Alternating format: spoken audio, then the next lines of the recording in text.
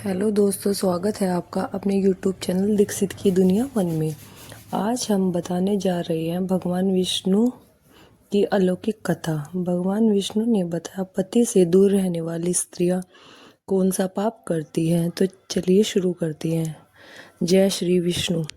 मित्रों, पति से दूर रहने वाली स्त्री कौन सा पाप करती है और स्त्री वह कौन सा अंग है जो रात में बड़ा हो जाता है और दिन में छोटा हो जाता है। आज हम आपको बताएंगे कि स्त्री का कौन सा अंग है जो रात में बड़ा हो जाता है और दिन में छोटा हो जाता है। यह कहानी बहुत ही ज्ञानवर्धक है, इसलिए आपसे निवेदन है इस वीडियो में अंत तक बने रहना। यह कहानी ध्यानपूर्वक सुने। तो चलिए मित्रों, शुरू करते हैं कहानी को। और इस कहानी के माध्यम से आपको स्त्री के उस अंग के बारे में बताते हैं और जो रात को बड़ा हो जाता है और दिन में छोटा हो जाता है। मित्रों, एक समय की बात है, माता लक्ष्मी धरती लोक पर भ्रमण करती रहती थी। तभी उन्होंने एक स्त्री को जंगल में देखा जो विवाहित स्त्री थी। वही स्त्री पराये पुरुष से संबंध बनाती थी। उस स्त्री को ऐसा करता देखकर माता लक्ष्मी आश्चर्य में पड़ जाती है। तब माता लक्ष्मी विचार करने लगती है कि यह विवाहित स्त्री है, शादीशुदा स्त्री है और फिर भी पराये पुरुष के साथ संबंध स्थापित कर रही है। ऐसा करना एक विवाहित स्त्री के लिए ठीक नहीं है। यह बहुत ही गलत और घिनौना कार्य होता है। स्त्री ऐसा क्यों करती है? जो स्त्री पति की लंबी आयु के लिए करवा चौथ का व्रत रखती है और वही स्त्री पराये पुरुष के साथ संबंध स्थापित करे, यह विधाता का कैसा खेल है? इसके बारे में मुझे जरूर जानना चाहिए। मित्रों, फिर माता लक्ष्मी विचार करती है, मैं कैसे पता लगाऊं कि स्त्रियां ऐसा क्यों करती हैं। तभी लक्ष्मी माता जी ने मन में आता है कि क्यों ना भगवान विष्णु से इस सवाल का उत्तर पूछा जाए। वही इसी बात का सही तरीके से बता पाएंगे कि एक विवाहित स्त्री जो करवा चौथ का व्रत रखती है पति की लंबी आयु के लिए, और कुछ स्त्रियां पराये यानी गैर मर्दों के साथ संबंध स्थापित बनाए रखती हैं, आखिर वे कौन सी ऐसी क्यों करती है। मित्रों, इस रहस्य को जानने के लिए माता लक्ष्मी भगवान विष्णु के पास पहुंच जाती है। माता लक्ष्मी जी को चिंतित देखकर भगवान विष्णु जी ने कहा, देवी, आज तुम्हारा चेहरा देखकर मुझे ऐसा लगता है कि तुम कोई आश्चर्यजनक बातें हमसे पूछने के लिए आई हो।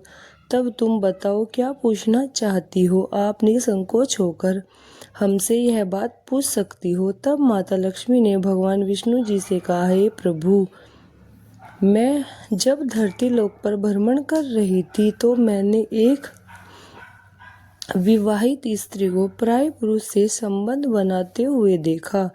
मैंने देखा कि स्त्रियां जो होती है वह करवा चौथ का व्रत धारण करती हैं ताकि पति की लंबी आयु हो जाए, लेकिन फिर वही स्त्री पराये पुरुष के साथ संबंध स्थापित क्यों करती है? कैसा हो सकता है? स्त्री का ऐसा काम करना बहुत गलत होता है। ऐसी स्त्रियां क्यों करती हैं? और साथ ही हे प्रभु, इसके साथ ही मेरा आपसे एक सवाल यह भी है कि स्त्रियां का वह कौन सा अंग होता है जो रात को बड़ा हो जाता है और दिन में छोटा हो जाता है। मेरे यही दो सवाल हैं जो आपसे मैं जानने आई हूँ, इसलिए हे प्रभु, इन सवालों का जवाब देने की कृपा करें। मैं इस बात को समझना चाहती हूँ कि करवा चौथ का व्रत धारण करने वाली स्त्री यानी पतिव्रता बनने वाली स्त्रियां पराये पुरुष के साथ संबंध क्यों स्थापित करती हैं? वे ऐसा क्यों करती हैं? और वह अंग कौन सा होता है जो रात को बड़ा और दिन में छोटा हो जाता है? अर्थात अर्थ क्या है? और स्त्रियां अपने पति को के साथ धोखा क्यों करती हैं? तो मित्रों, माता लक्ष्मी जी की बात सुनकर भगवान विष्णु जी कहते हैं कि हे देवी, तुमने आज जो यह 2 प्रश्न मुझसे पूछे हैं, इसमें समस्त मानव जाति का कल्याण छिपा है। इसलिए मैं आपसे इन बातों का उत्तर देता हूँ। एक छोटी सी कहानी के माध्यम से बताता हूँ, लेकिन आपको ध्यानपूर्वक हमारी इस कहानी को पूरा सुनना होगा। मित्रों, तब माता लक्ष्मी के वचन देते हुए कहती है कि ठीक है हे प्रभु, मैं आपको वचन देती हूँ कि आप जो भी कहानी सुनाएंगे मैं उसे पूरे मन से सुनूंगी। अब आप अपनी कहानी प्रारंभ कीजिए और हमारी शंका का समाधान कीजिए। मित्रों, तब भगवान विष्णु जी कथा को प्रारंभ करते हैं और कहते हैं कि हे देवी, प्राचीन काल की बात है। एक छोटे से गांव में एक भागीरथ नाम का पंडित अपनी पत्नी धारणी के साथ रहता था। वह बहुत ही ज्ञानी था। वह पंडित नक्षत्र का भी बहुत बड़ा ज्ञानी था, यानी पुत्र हो या पुत्री, उसके नक्षत्रों को अच्छी तरह से देख लेता था। उसकी जन्म कुंडली भी बना देता था। उसे शास्त्रों का भी बहुत अच्छे से ज्ञान था। एक दिन की बात है, पंडित जी की पत्नी के गर्भ से एक पुत्री का जन्म होता है। अब तो पंडिताइन भी बहुत पुत्री को पाकर बहुत खुश हो जाती है।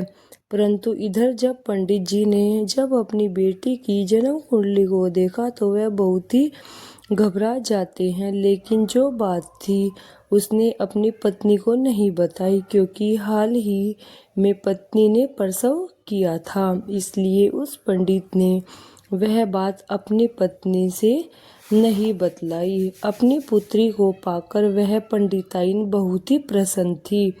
कुछ दिनों के बाद जब उस बेटी का नामकरण किया गया तो पंडित जी ने अपनी पुत्री का नाम देवयानी रखा। देवयानी जी को वह बहुत ही सुंदर थी।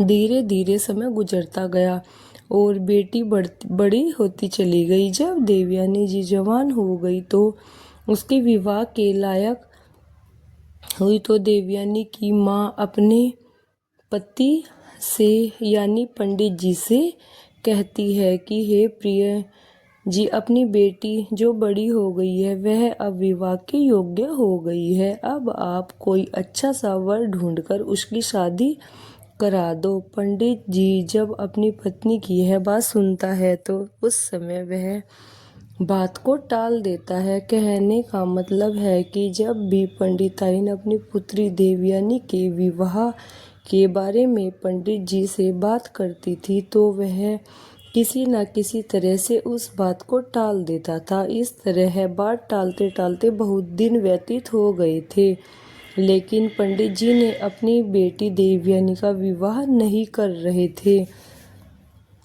उसे तो देवयानी की जन्म कुंडली के बारे में मालूम ही था।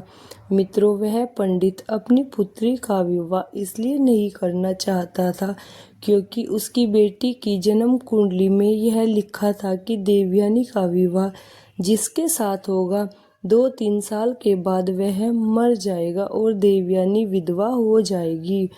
मित्रों, इस दुनिया में ऐसा कौन सा बाप नहीं है जो अपनी बेटी को विधवा के रूप में देखना पसंद करेगा। इसलिए वह पंडित जी जो था वह सोच रहा था कि हम अपनी पुत्री देवयानी का विवाह ही नहीं करेंगे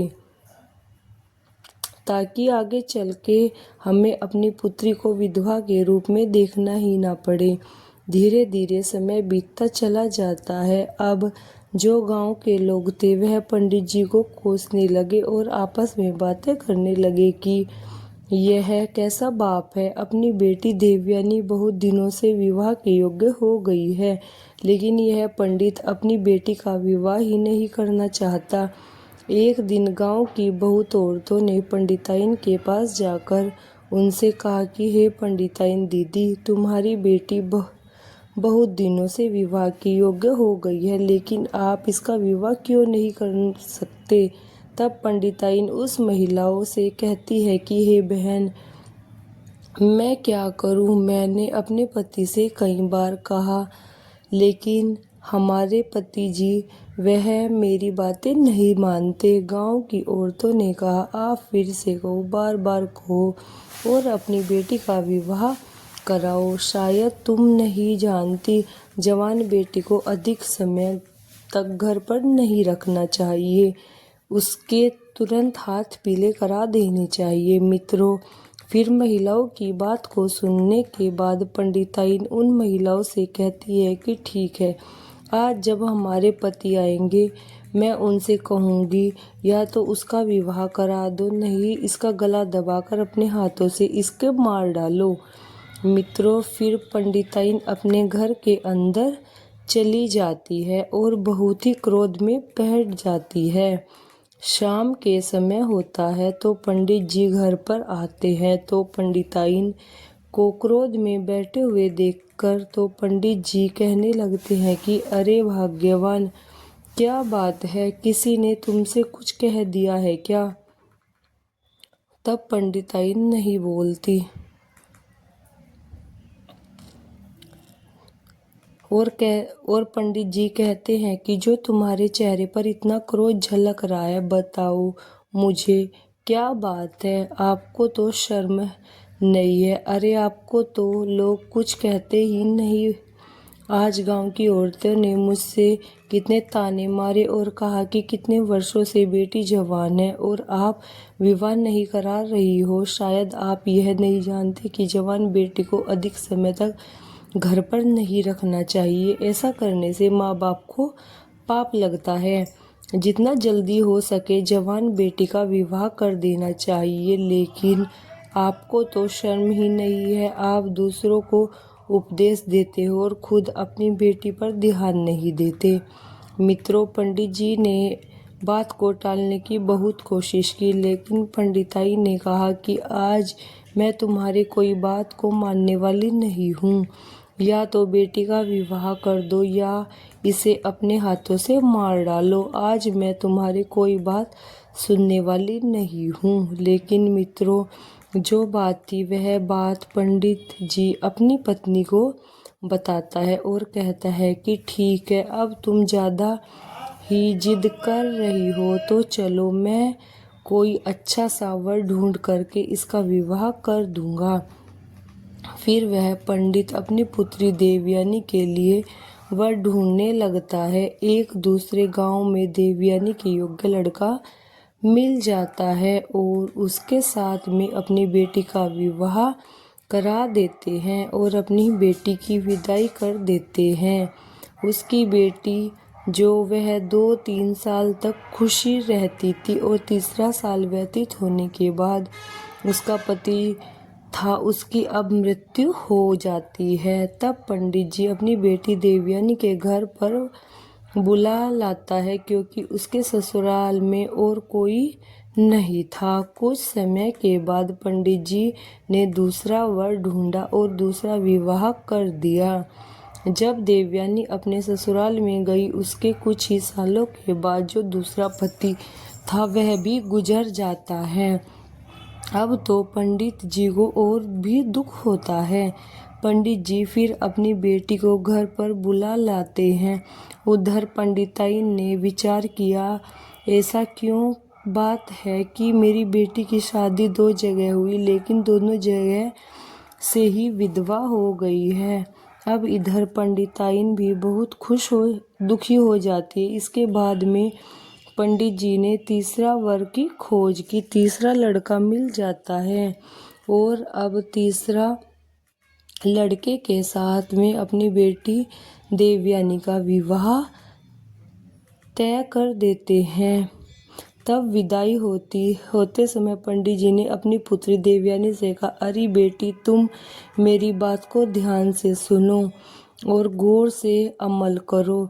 अब तुम अपने ससुराल जा रही हो, चाहे दुखी रहो या सुखी रहो, चाहे तुम्हारा जीवन में कुछ भी हो, लेकिन समय ही उस दुख सुख को देखना। मेरे घर पर आज के बाद मत आना। अब यह समझ लेना कि तुम्हारे माता पिता इस दुनिया में नहीं है। इतना कहने के बाद वे अपनी बेटी को विदा कर देते हैं।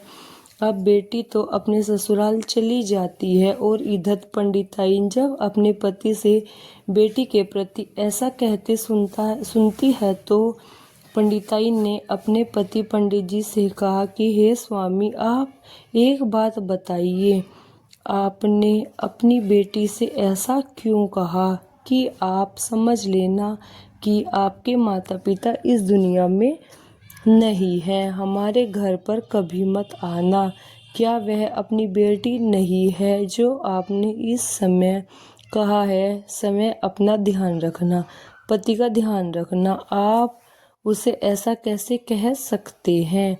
तो मित्रों, पंडित जी अपनी स्त्री को अपनी पुत्री की कुंडली के बारे में बताना तो नहीं चाहते थे, परंतु पत्नी के बार बार पूछे जाने पर उसने अपनी पत्नी से कहा, हे प्रिय, जब हमारी पुत्री का जन्म हुआ था तब मैंने अपनी पुत्री की कुंडली को देखा था। उसके नक्षत्र विवाह के प्रतिकूल थे।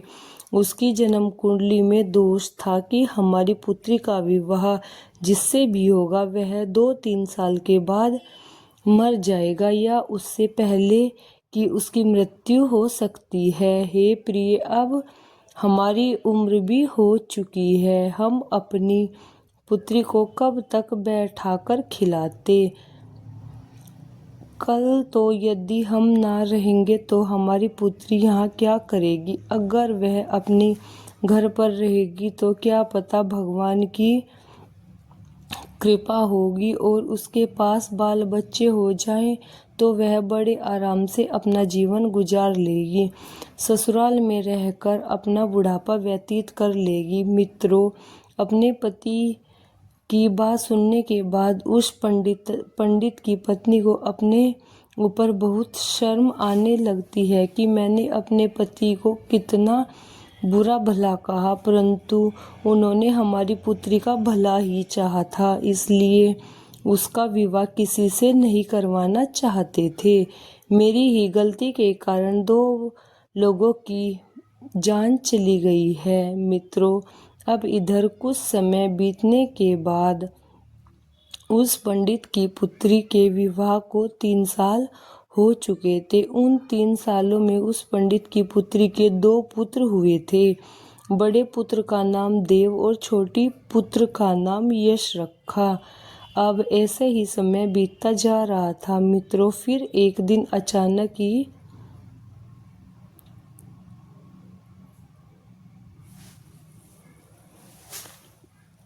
उसके पिता की मृत्यु हो गई और अब उसके तीसरे पति की भी मृत्यु हो गई, जिस वजह से पंडित की पुत्री बहुत परेशान हुई और विधवा हो गई। अब वह अपनी दोनों संतानों के साथ ही अपने घर पर अपने बच्चों का पेट पालने लगी, क्योंकि उसके पिता ने भी उसे मायके आने जाने से मना कर दिया था।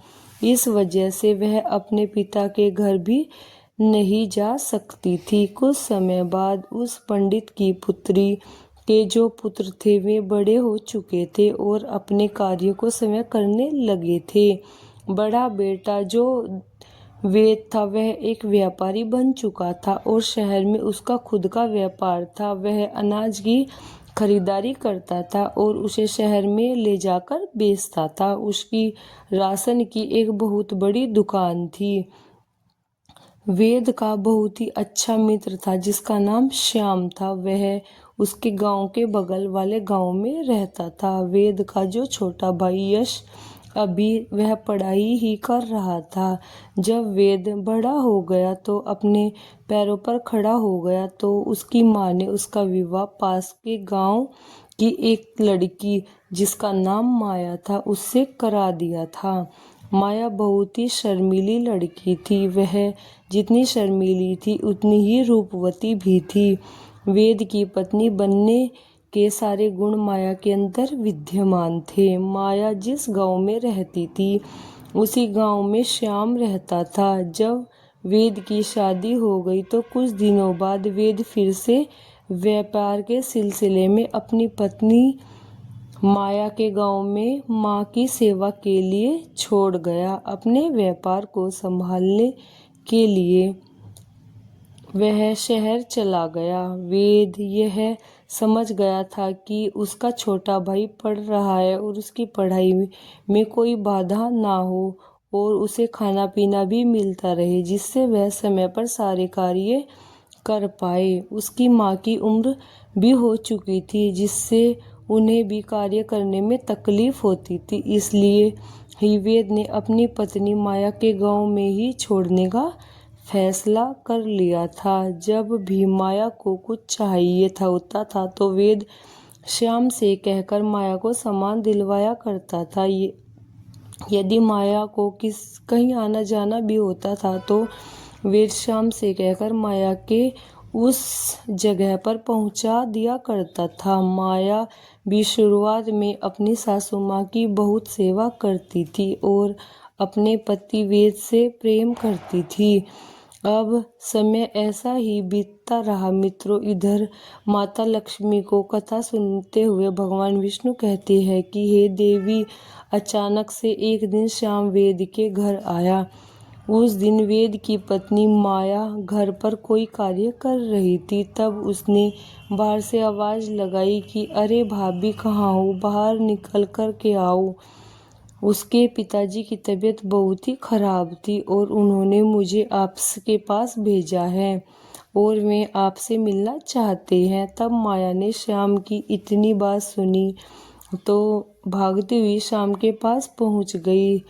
तब इतने में माया की सास भी वहां आ जाती है। जब श्याम को बाहर देखती है तो वह श्याम के घर आने का कारण पूछती है। तब श्याम कहता है कि माँ, माया भाभी के पिता की तबीयत बहुत खराब है, उन्होंने शीघ्र ही इन्हें लाने के लिए भेजा है, इसलिए मैं यहाँ पर आया हूँ। जब माया की सास ने श्याम की बात सुनी तब वे माया से कहने लगी कि तुम जल्दी जाओ और अपने पिता की देख रेख करो। मित्रों, फिर आगे भगवान विष्णु जी कहते हैं कि हे देवी, तभी माया श्याम के साथ उसकी घोड़ा गाड़ी पर बैठकर अपने गांव की ओर चल देती है।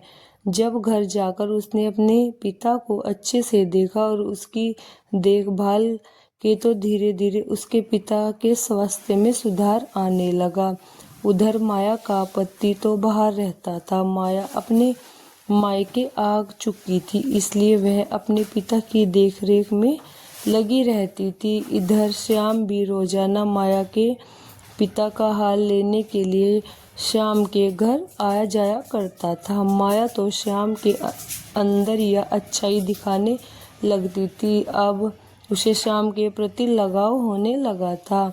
वह मन ही मन श्याम से प्रेम कर बैठी थी, परंतु श्याम के मन में खोट कोना नहीं था, क्योंकि श्याम एक अध्याय लड़का था।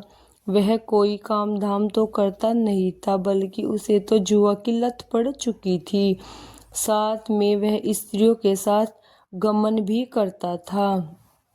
वह अपनी वासना की पूर्ति के लिए वेश्याओं का गमन करता था। माया को यह बात पता नहीं थी कि श्याम की नज़र अब उसके ऊपर आ चुकी है। इधर माया भी श्याम से प्यार करने लगी थी। अब माया के पिता ठीक हो गए थे, लेकिन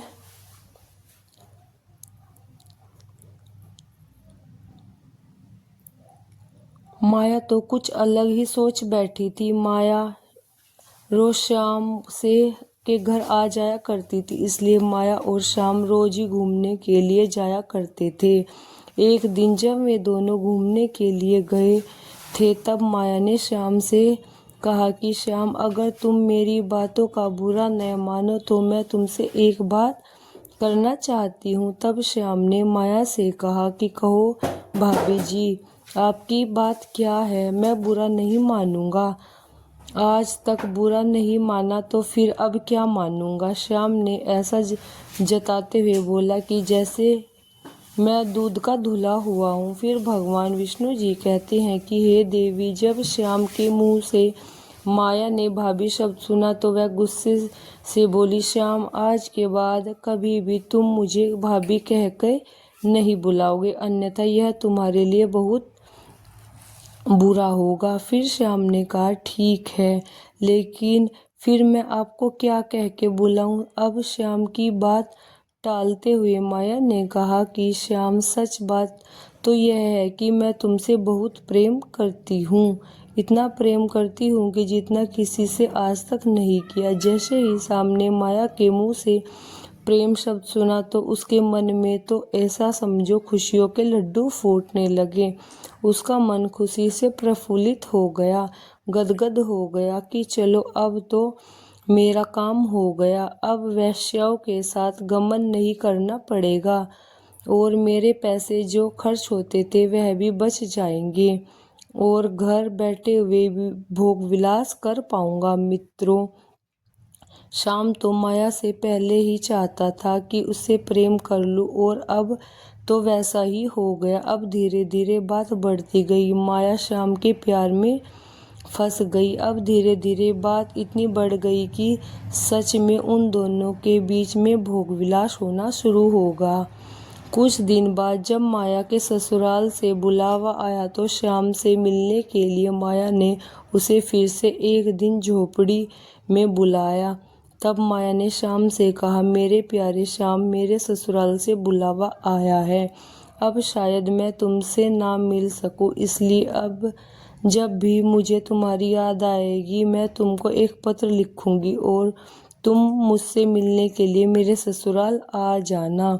मित्रों, अब श्याम वासना का आदी हो गया था, इसलिए श्याम माया की बात को मना नहीं कर सका और माया श्याम से इतना कह के घर चली जाती है। अब श्याम के पिता उसको उसके ससुराल छोड़ने के लिए फिर से श्याम के घर जाते हैं, क्योंकि माया का कोई भाई नहीं था और ना कोई बहन थी, इसलिए माया को ससुराल ले जाने के लिए उसके पिता को कोई उचित व्यक्ति नहीं दिख रहा था। इसलिए वह श्याम के घर बुलाने के लिए श्याम के पास जाता है। जब उसके पिता श्याम के घर पहुंच जाते हैं तब उन्होंने श्याम से कहा कि बेटा श्याम, तुम मेरी पुत्री माया को उसके ससुराल छोड़ आओ, उसके घर से बुलावा आया है। जब श्याम ने माया के पिता के मुंह से यह बात सुनी तब उसने कहा, ठीक है पिताजी, मैं माया को उसके ससुराल छोड़ दूंगा।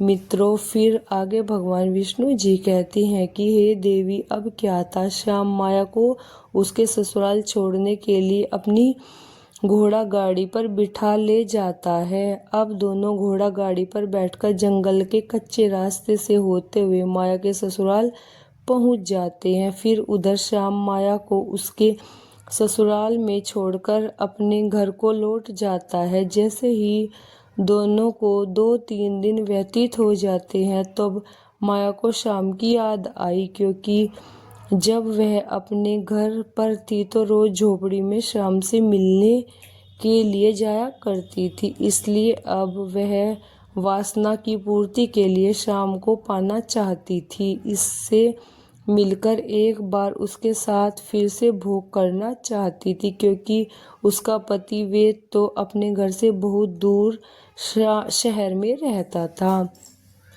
वहाँ पर उसने अपनी बीवी बच्चों का पेट पालने के लिए और उन्हें अच्छी जिंदगी देने के लिए व्यापार शुरू कर रखा था। वेद मुश्किल से 5 या 6 महीने में एक बार अपने घर आता था।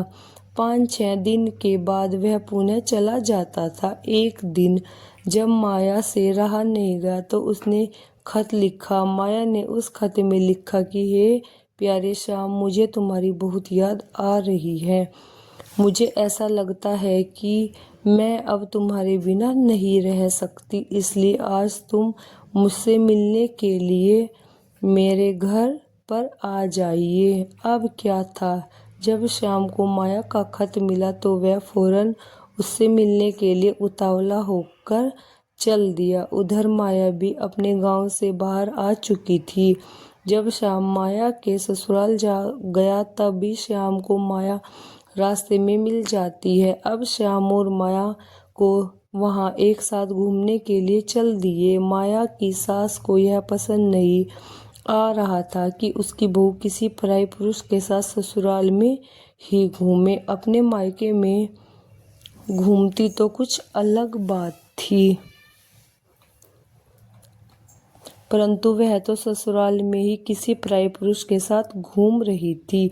वह उसे बुलाने आता तो भी माया की सास को पसंद नहीं आता था। मित्रों, फिर आगे भगवान विष्णु जी कथा को सुनाते हुए कहते हैं कि देवी, आप जिसको देख कर आ रहे हो वह यही स्त्री की कहानी है। मैं आपको सुना रहा हूँ, अब आगे सुनो। उधर श्याम की माया से मिलकर चला जाता था और फिर से 3-4 दिन बाद वही वापस आ जाया करता था। यह घटना 5 से 6 माह हुई। तब उसकी सास ने एक दिन माया से कहा कि माया, ऐसा नहीं चलेगा, जब तक मेरा पुत्र घर पर नहीं आता तब तक तुम घर पर ही रहो, किसी को बुलाना नहीं। वह तुम्हारे मायके से आने वाले तुम्हारे पिता हो या और कोई हो। मित्रों, जब माया ने अपनी सास की यह बात सुनी तो वह बहुत क्रोधित हुई, लेकिन कुछ बोल ना सकी।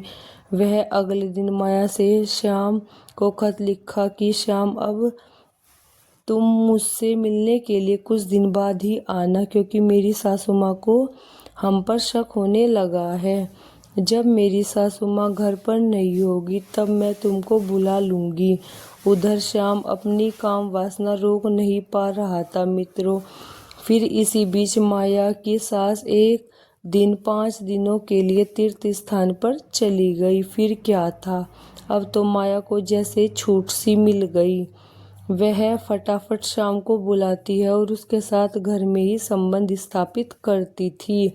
अब उसके देवर की स्कूल से छुट्टियां होती थी तो उसके आने से पहले ही श्याम को घर से बाहर निकाल देती थी।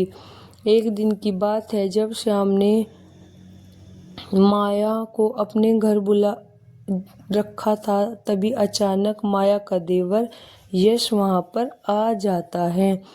तब वह देखता है कि उसकी भाभी माया श्याम को रसोई घर में बैठाकर खाना परोस रही थी। यश को श्याम के चरित्र के बारे में सब कुछ पता था। वह जानता था कि श्याम किस प्रकार का लड़का है और वह कौन कौन से कार्य करता है। इसलिए यश ने अपनी भाभी से कहा, भाभी जी, आप किसी ऐसे गैर को इस प्रकार घर पर नहीं बुला सकती, और शायद घर आप चरित्र के बारे में नहीं जानती, तभी तो आप इसके प्रेम से बातें करती हो और इसके साथ घूमती रहती हो। यह आप बहुत गलत कर रही हो। आप इसका साथ छोड़ दो, नहीं तो आपकी शिकायत मैं भैया से कर दूंगी। मित्रों, फिर भगवान विष्णु जी कहते हैं कि देवी, जब श्याम ने यश की ऐसी बातें सुनी तो वह गुस्से में वहां से चला जाता है। माया को अपने देवर यश की बात पसंद नहीं आई। माया तुरंत भागकर बाहर गई और श्याम से बोली, श्याम, तुम गुस्सा मत होना, मैं यश को सबक अवश्य सिखाऊंगी। तब श्याम ने कहा, ठीक है माया, अगर तुम ऐसा करती हो तो ठीक है, अन्यथा मैं अब यहाँ कभी नहीं आऊँगा। इतना कहकर श्याम वहाँ से चला जाता है और उधर माया भी अंदर पहुँच जाती है। वह सोचने लगती है कि अगर यश घर पर रहेगा तो जरूर ही मेरे और श्याम के बीच रुकावट बनी रहेगी। मैं एक काम करती हूँ, इस भोलू को जहर दे कर के मार देती हूँ, तब हमारे बीच की रुकावट और कांटा हमेशा के लिए निकल जाएगा। मित्रों, फिर भगवान विष्णु जी कहते हैं कि देवी माया अपने मन में यही सोचकर अगले दिन जब वह खाना बनाती रहती है, उसके खाना बाहर निकाल लेती है और उसे अपने देवर के खाने में जहर मिला देती है। जब यश ने खाना खाया तो उसकी मृत्यु हो जाती है और कोई यह जान भी नहीं पाता कि यश की मृत्यु कैसे हुई। यश की माँ बहुत दुखी होती है। उधर माया मन ही मन बहुत प्रसन्न होती है कि चलो, अब मेरे और श्याम के बीच का कांटा हमेशा के लिए मिट गया। अब हमारे प्यार के बीच में और कोई रुकावट नहीं आएगी। जब यह बात शहर में वेद को पता चलती है, वह कामकाज को छोड़कर तुरंत अपने गांव लौट आता है और गांव पहुंचकर जब उसने अपने भाई का यश के मृत अवस्था में देखा तो उसके प्राण पसीज गए, क्योंकि वह अपने भाई के लिए ही तो बाहर रहता था कि उसे अच्छी शिक्षा दे सके और उसे अच्छा खाना दे सके। इसलिए ही उसके अपनी पत्नी को घर पर ही छोड़ रखा था कि उसे खाना ना बनाना पड़े, घर का काम ना करना पड़े और अपने भविष्य की उसे चिंता नहीं करनी पड़े, ताकि वह पढ़ाई पर ध्यान दे पाए। लेकिन उसका भाई तो मर चुका था। कुछ वेद घर पर रुकता और कुछ दिनों के बाद में वेद अपनी पत्नी माया को छोड़कर पुनः व्यापार के सिलसिले में फिर से शहर चला जाता था।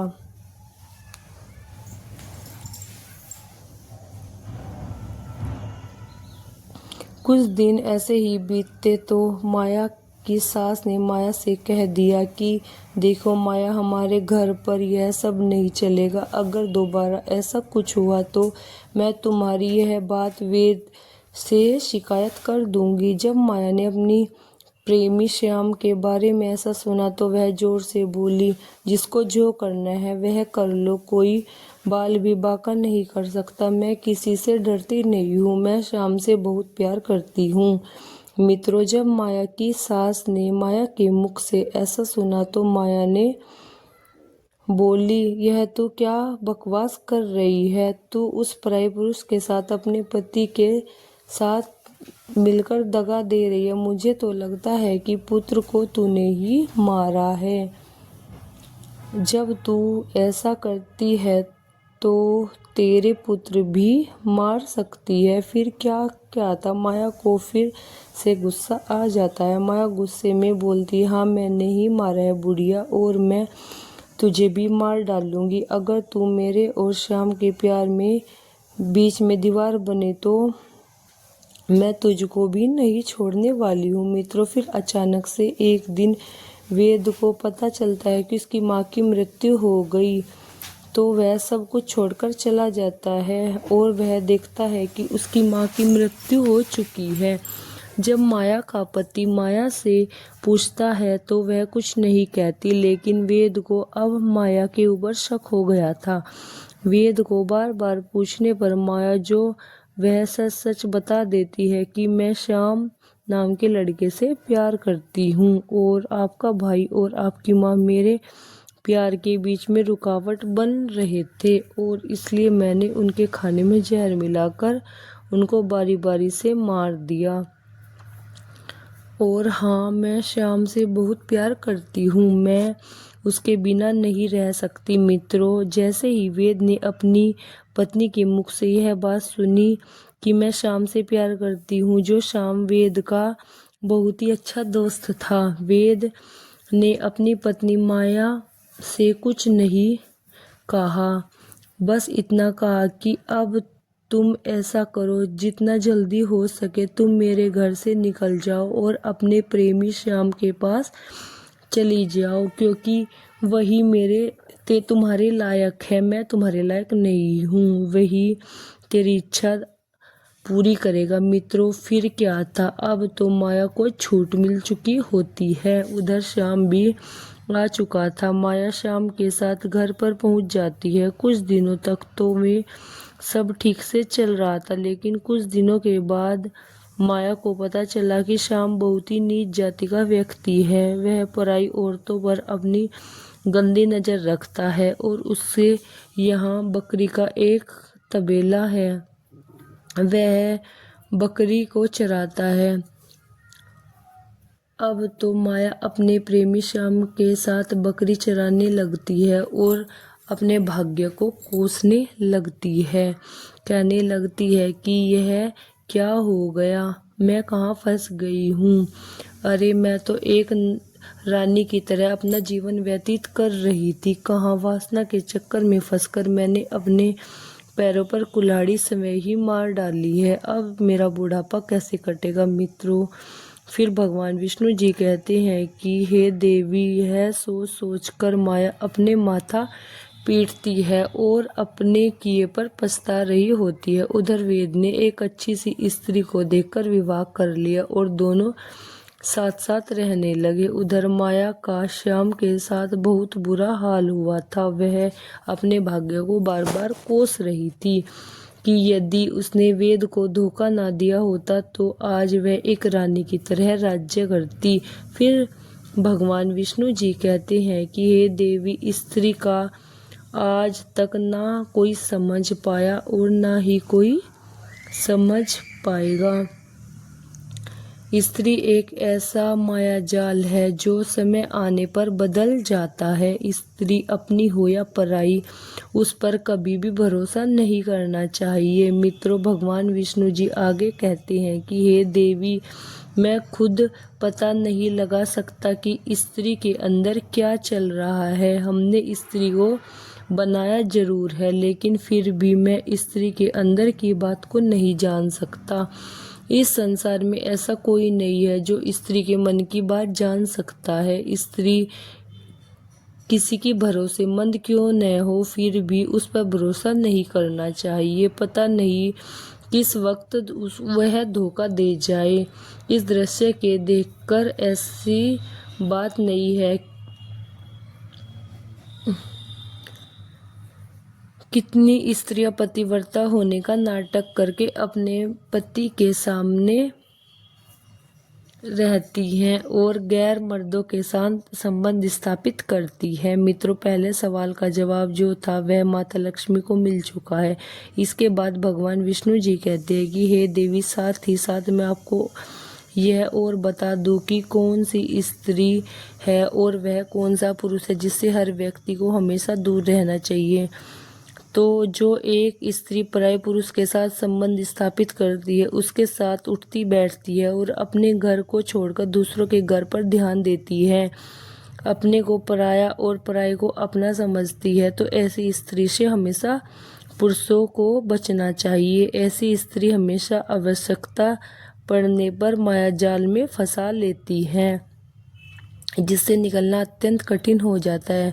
मित्रों, भगवान विष्णु जी कहते हैं कि हे देवी, आइए अब मैं तुम्हें दूसरे सवालों का जवाब देता हूँ कि स्त्री का वह कौन सा अंग है जो रात को बड़ा हो जाता है और दिन में छोटा हो जाता है। तो स्त्री का वह अंग आँख की पुतली है। आँख की पुतली जो होती है वह दिन में तो सिकुड़ जाती है, यानी छोटी हो जाती है, और जब आँख खुलती है वह प्रकाश को देखती है, यानी जब प्रकाश के समक्ष आँख पहुँचती है तो वह आँख की पुतली सिकुड़ जाती है, यानी छोटी हो जाती है, और जब रात को सोते समय आँख बंद हो जाती है वह पुतली बड़ी हो जाती है। तो हे देवी, मैंने तुम्हारे दोनों प्रश्नों का उत्तर दे दिया है। तो मित्रों, अपने दोनों प्रश्नों का जवाब पाकर माता लक्ष्मी जी प्रसन्न हो जाती है और फिर से भ्रमण करने के लिए निकल जाती है। वीडियो पसंद आई हो तो लाइक करना और चैनल को सब्सक्राइब करना।